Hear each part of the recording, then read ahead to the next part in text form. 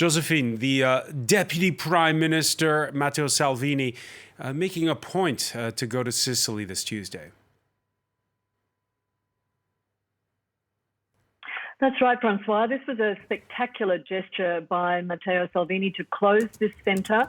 He was able to demonstrate that the ports in Italy are closed. There's no welcome mat out for any migrants or asylum seekers, but also, more importantly, to demonstrate that he is in control of security and interior issues here in Italy, particularly after the arrival of Carola Rackete, the German captain who defied Italian authorities just last week, brought her 40 migrants into the port of Lampedusa against the directions of the Italian authorities.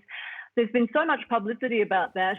This was an opportunity for Matteo Salvini to seize back control, send a message not only to the migrants and the asylum seekers, but cashed up NGOs and charities who are now planning or undertaking new missions off the coast of Libya to rescue migrants and bring them to Sicily. This centre, 4,100, could house 4,100 people at its height. That's right.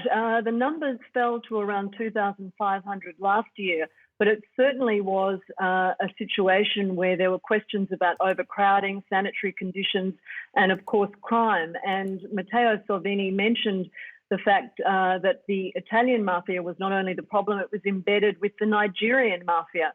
And that's become a huge issue in Italy, particularly with migration, but also before this latest wave in recent years.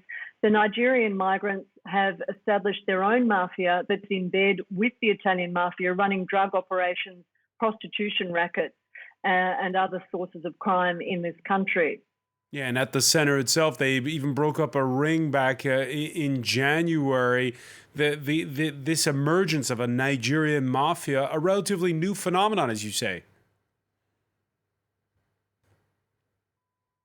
That's right. In 2008, there was a famous massacre in Castelvolturno outside Naples where 7 Africans were gunned down by the Naples mafia because they were considered to be overstepping the mark and stepping into the mafia's territory there, the Naples Camorra.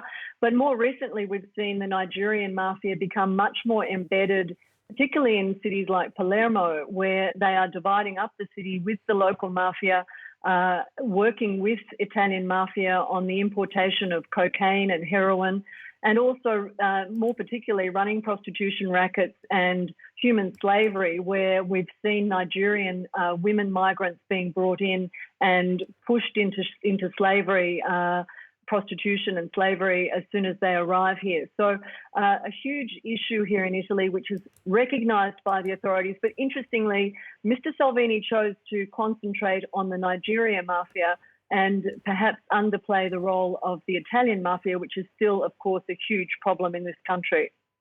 Josephine, the